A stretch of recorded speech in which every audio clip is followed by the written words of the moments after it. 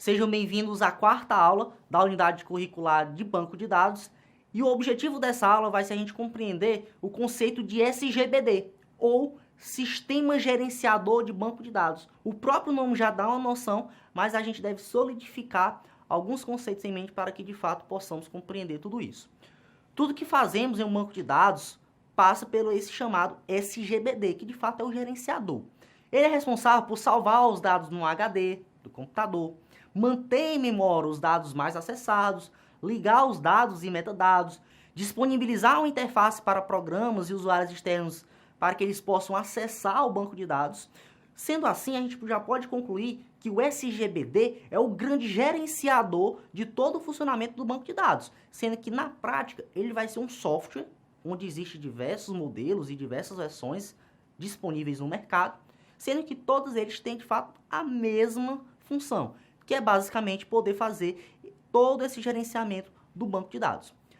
Para banco de dados relacionais, é utilizada uma linguagem chamada SQL para encriptar os dados, controlar o acesso de informações, manter cópia dos dados para recuperação, fazer um possível backup, garantir transações do banco de dados, entre outras infinitas funções. Sem o SGBD, o banco de dados não funciona sob hipótese alguma e nem é possível criar, portanto, o banco de dados.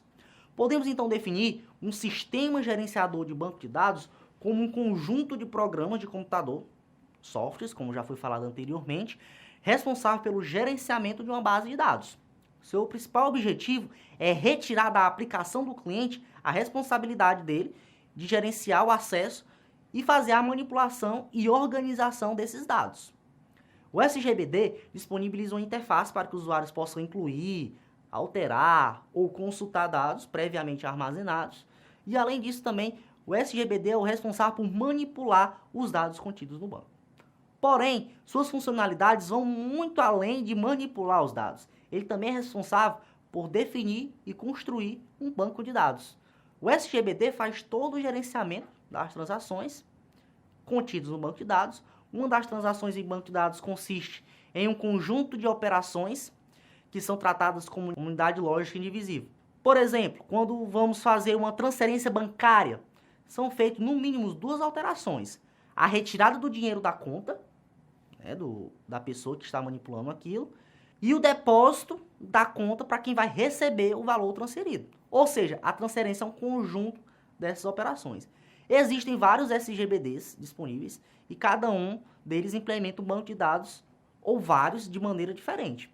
Mas para o usuário isso é quase intransparente, ele não consegue entender o que é um SGBD, não sabe nem como utilizar tal aplicação. Pois a linguagem de acesso de banco de dados é a mesma, que é a chamada SQL.